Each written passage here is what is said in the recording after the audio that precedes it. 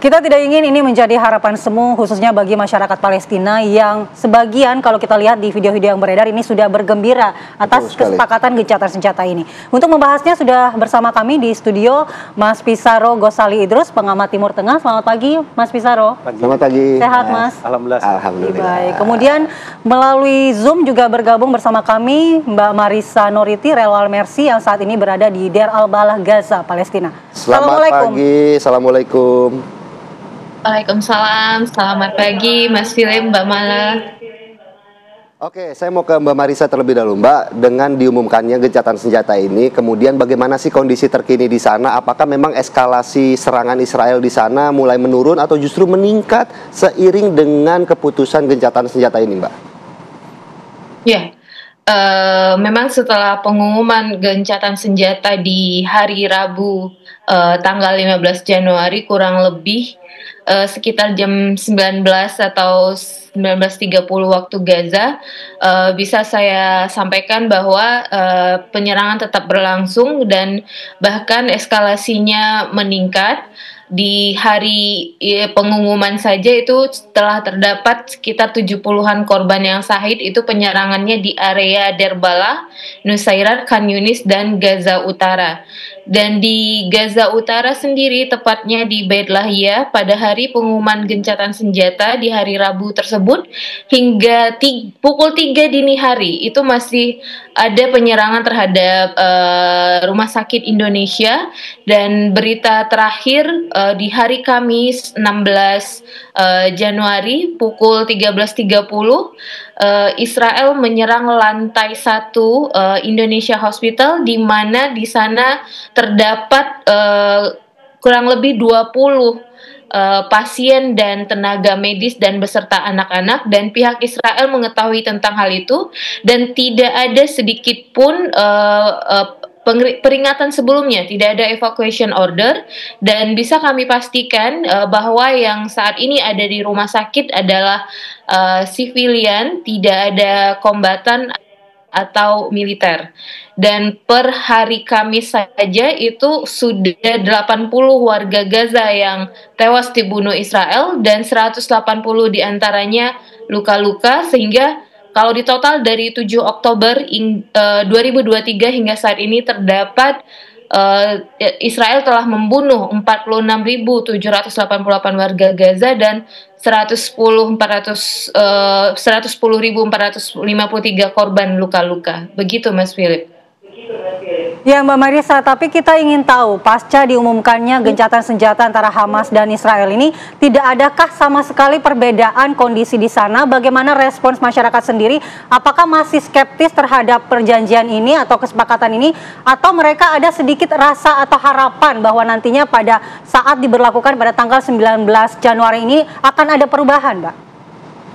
Ya, masyarakat menyambut gembira karena ini merupakan milestone yang baru ya. Pembicaraan tentang ceasefire ini sebenarnya sudah berlangsung sejak awal konflik di 7 Oktober 2023, dan itu sering terjadi sabotase dari pihak Israel dengan mengubah hal-hal yang telah disepakati sebelumnya. Dan momentum baru di hari Rabu kemarin adalah suatu hal yang disambut positif oleh warga Gaza, akan tetapi mereka cukup paham bahwa ini masih perlu proses lebih lanjut lagi, bahwa ceasefire ini belum benar-benar terwujud. Jadi di tengah perayaan tentang ceasefire kemarin, mereka tetap memilih untuk tetap tinggal di tenda pengungsiannya. Belum ada pergerakan sama sekali untuk kembali ke rumah mereka masing-masing. Baik, terima kasih Mbak Marisa. Saya mau ke Mas Pisaro. Mas Pisaro, ternyata eskalasi serangan Israel di sana belum sama sekali menunjukkan tanda-tanda penurunan. Kalau dari kacamata Mas Pisaro sendiri melihat keputusan untuk gencatan senjata ini sebenarnya omong kosong belaka atau seperti apa? Iya, ini kan Netanyahu memaksimalkan ya upaya serangan sebelum nanti gencatan senjata berlaku tanggal 19 Januari. Ini menurut saya tindakan operasi menyelamatkan mukanya Netanyahu yang dia selama ini gagal dalam upaya memenuhi janji-janjinya. Kalau kita lihat klaim-klaim dia ketika pasca Oktober 2023 itu, sesumbar dia kepada masyarakat Israel, pertama untuk menghancurkan Hamas, itu gagal. Sampai sekarang Hamas malah tambah eksis. Dan bahkan berhasil merekrut pejuang-pejuang baru yang beberapa pejuang itu sudah syahid sebelumnya. Kemudian untuk menyelamatkan Sandra itu kan juga gagal. Ya. Dia sesumbar untuk menyelamatkan Gaza, menyelamatkan para Sandra, tapi kan hanya beberapa itu. Jadi ini upaya dia untuk menyelamatkan muka, melakukan serangan intensif kepada Gaza, kepada para mitra koalisinya. Karena kan mitra koalisinya Netanyahu ini kan terpecah. Ya. Ada dua partai yang sangat ekstrim di Israel itu bahkan menolak gencatan senjata. Dan dia mengancam akan mencabut dukungan terhadap Netanyahu, yang ini bisa membuat Netanyahu tumbang. Pasalnya, kalau Netanyahu tumbang, ini sudah sederet pidana korupsi sudah menunggu dia nih. Ya, ini kan berkali-kali kan ditunda sama Netanyahu dengan alasan ada perang, ada serangan, maka dia berusaha menunda pengadilan korupsi. Tapi kan kalau udah gencatan senjata nggak ada perang lagi, dia mau alasan apa? Tapi walaupun yang meminta adalah negara sekutu yang dalam notabene yang mendukung serangan-serangan Israel di sana begitu. Iya, seperti itu. Ini kan juga bagian dia untuk memenangkan opini kepada masyarakat Israel ya, bahwa dia sudah melakukan serangan habis-habisan yang walaupun itu hanya klaim dia yang tidak terbukti, berhasil melumpuhkan perjuangan di Gaza. Dan kita bisa melihat ya, masyarakat Gaza begitu sangat tabah sekali, 15 bulan digempur oleh penjajah Israel. Tapi apa yang didapatkan oleh penjajah Israel? Hampir 30 tentaranya bunuh diri. Ya, kemudian sudah 1.100 triliun ya dirupiahkan, itu dikucurkan dia untuk mengalahkan entitas pejuang Gaza. Apakah itu terjadi? Itu tidak terjadi sama sekali. Gitu kan. Ini yang kemudian membuat Netanyahu dalam tekanan yang begitu besar, dan dia melakukan tindakan kolaps untuk memaksimalkan sampai tanggal 19 Januari untuk melakukan serangan. Dan saya yakin pun juga nanti ke depan gencatan senjata ini akan terus juga dilanggar. Karena ini bukan barang baru. Iya, betul. 2014 dia melakukan pelanggaran gencatan senjata. 2018 dia juga sama. 2021 juga sama. Kasusnya di Masjid Al-Aqsa gitu. Jadi fenomena penjajah Israel melakukan pelanggaran terhadap gencatan senjata ini bukanlah barang baru. Lalu bagaimana setelah tanggal 19 Januari ini? Apa bayangan kita terhadap gencatan senjata yang akan berlaku kalau memang sudah terbiasa Israel ini melakukan pelanggaran dan kemudian Netanyahu ini masih dibayang-bayangi posisi dia yang harus diselamatkan? Iya. Ini kan di satu sisi, ini kan desakan keluarga-keluarga Sandra di Israel kan begitu besar. Demonstrasi itu bisa tiap minggu itu bisa 4-5 kali. Bahkan akses Netanyahu ke parlemen Israel itu diblok sama keluarga Sandra gitu ya. Jadi dia juga dalam tekanan nih, tekanan dari berbagai negara sekutu dan juga masyarakat yang meminta ini sudah saatnya untuk melakukan kesepakatan dengan Hamas. Anda sudah gagal membebaskan Sandra, yang terjadi kan banyak Sandra itu justru tewas oleh serangan Israel sendiri. Betul. Gitu ya. Maka menurut saya ini pada fase-fase ini ya Netanyahu pasti dia dalam satu sisi dia akan mengikuti ya, karena dia tidak punya opsi lain. Operasi militer itu sudah gagal, teror sudah gagal, maka dia menerima kesepakatan ini. Dan ini kan lucunya ya, 2023 dia mengklaim akan menghancurkan pejuang Gaza. Ya, kemudian 2025 dia bahkan meminta gencatan senjata. Sekarang seperti itu. Menurut saya ini dia tidak ada pilihan lain, dia akhirnya kemudian dia melakukan gencatan senjata untuk mengembalikan para sandera. Iya. Di dalam gencatan senjata ini kan ada fase-fasenya juga, Mas.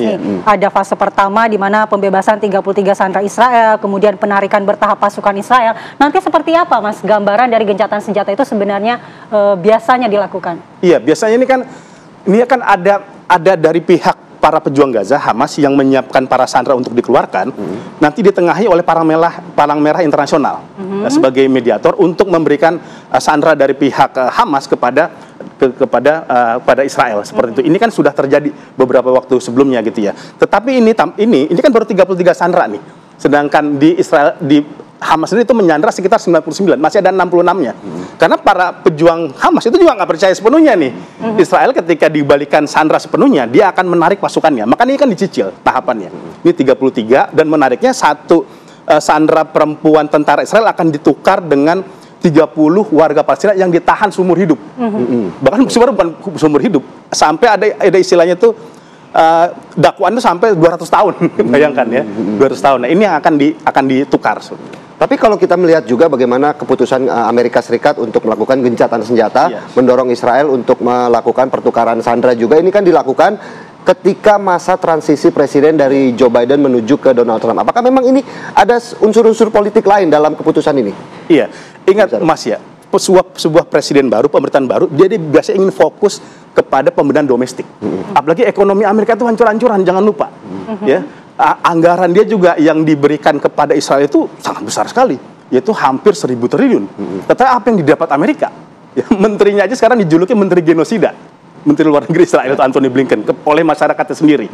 Ya, tekanan kepada Amerika begitu besar. Maka Trump ini ingin mengenyahkan ini semua. Dia ingin fokus membangun Amerika, membangun ekonomi. Dan jangan lupa, Donald Trump itu kan fokusnya ekonomi domestik. Betul. Dia tidak menginginkan perang. Ini yang kemudian akhirnya berhasil menekannya Netanyahu untuk kemudian menyudahi genosida yang ada di sana. Ya mungkin akan ada beberapa imbalan. Dan ini juga perlu kita awasi nih. Biasanya imbalannya adalah normalisasi Israel dengan beberapa negara Arab. Gitu. Karena di eranya Donald Trump itu kan ada 4 negara Arab yang kemudian melakukan normalisasi dengan penjajah. Ada Uni Emirat Arab, ada Bahrain, ada Sudan, ada Maroko. Pola ini kayaknya akan sama.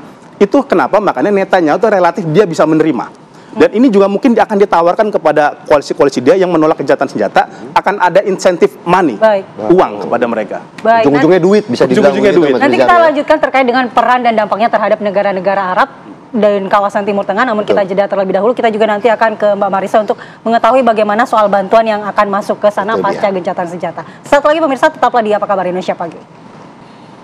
Ya, kesepakatan gencatan senjata ini juga membuka harapan agar bantuan-bantuan internasional bisa masuk ke Gaza. Kita akan tanya Mbak Marisa bagaimana kondisi saat ini terkait dengan distribusi dan pengiriman bantuan, Mbak Marisa. Apakah sudah mulai dibuka selebar-lebarnya begitu jelang kesepakatan gencatan senjata ini dimulai? Ya, baik Mbak Malah, terkait bantuan logistik atau supply dari luar Gaza, hingga saat ini bisa dibilang sangat jauh dari kebutuhan yang dibutuhkan oleh warga Gaza, yaitu kurang lebih 500 sampai 600 truk perharinya.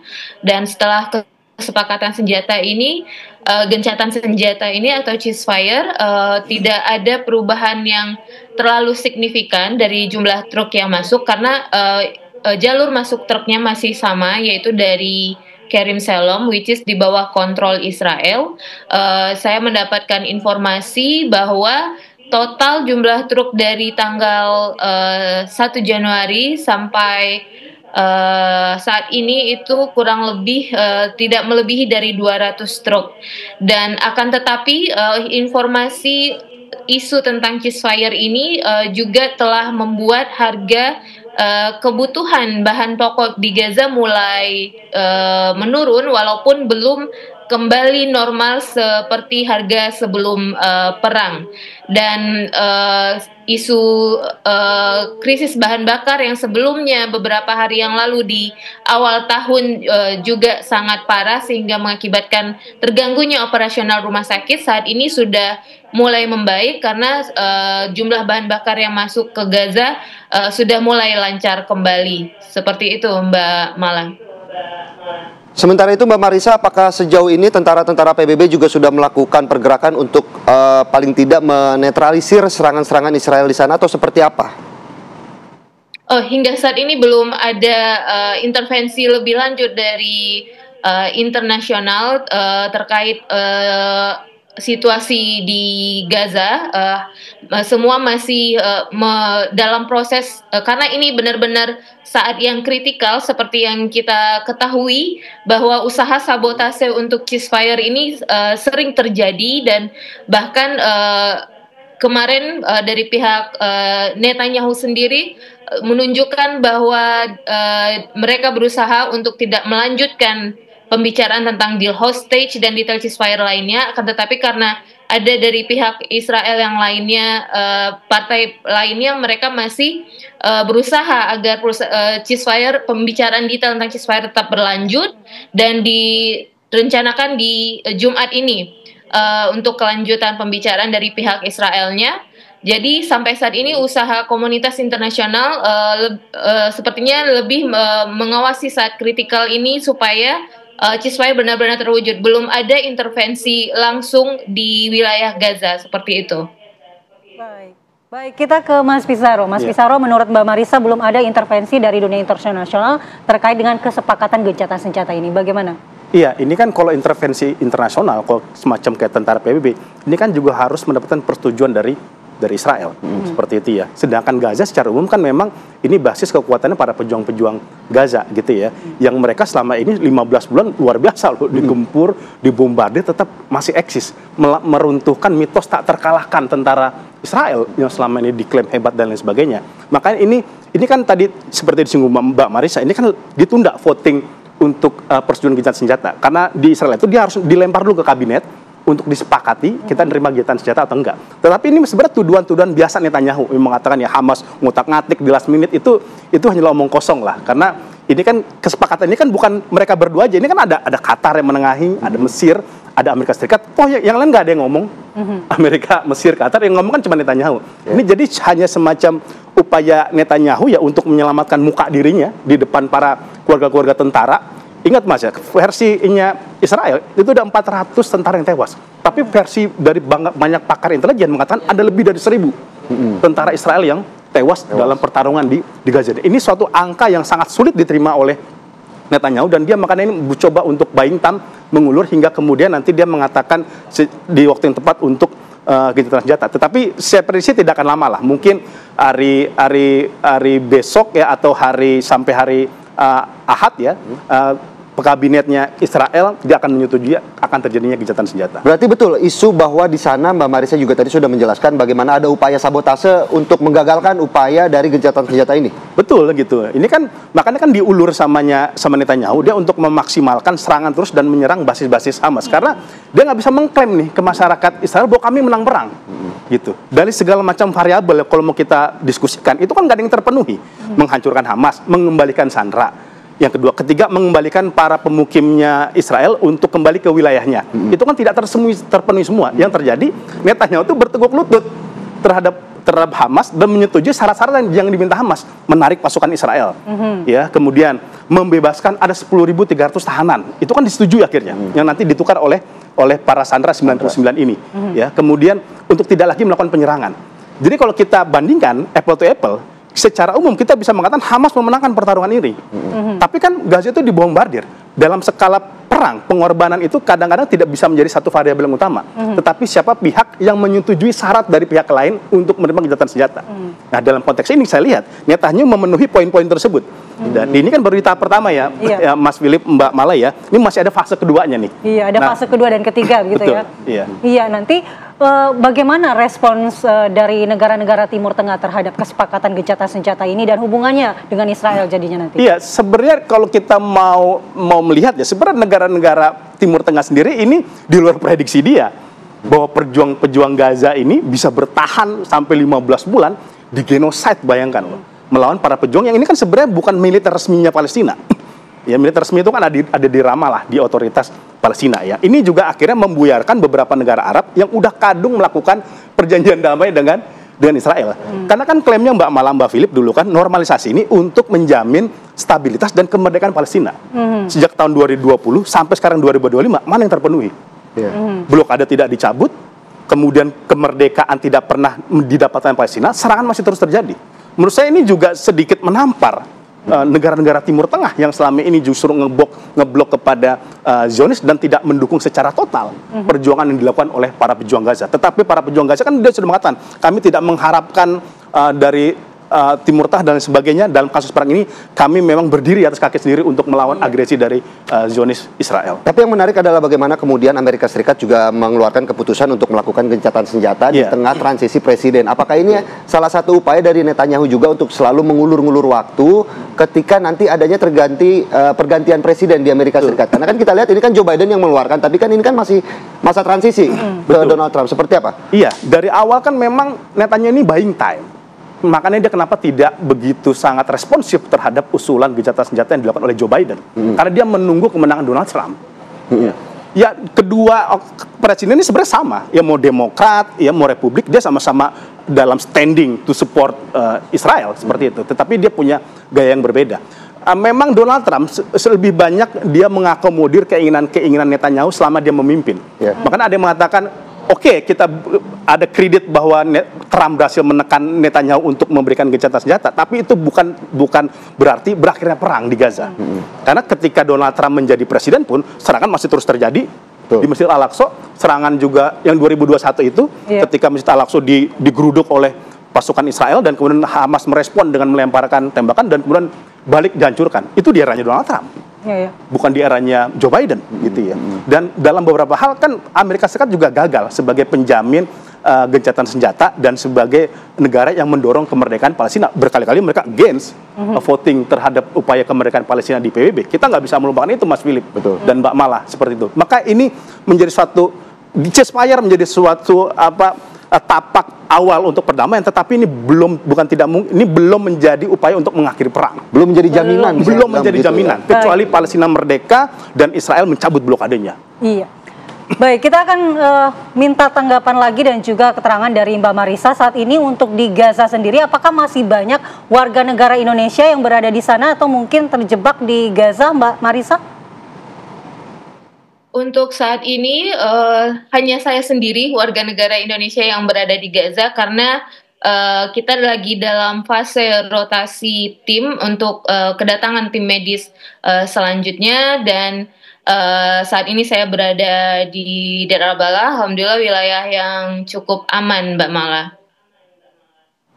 Baik, berarti sudah tidak ada lagi ya warga negara Indonesia dan ini tinggal menunggu bagaimana jalannya nanti kesepakatan gencatan senjata ini terjadi. Betul sekali, yang tentunya kita harapkan semua bahwa gencatan senjata ini bukan lagi omong kosong belaka, bisa direalisasikan di sana. Meskipun tadi masih menjadi tanda tanya besar, mengingat karakter dari Israel sendiri yang selalu melanggar perjanjian. Baik, terima kasih Mas Bizarro atas waktunya dan juga Mbak Marisa. Tetap jaga kondisi dan kesehatan di sana ya Mbak Marisa. Selamat bertugas kembali Mbak Marisa. Ya, dan pemirsa, kami masih akan kembali dengan informasi menarik lainnya di Apa Kabar Indonesia Pagi. Jangan kemana-mana.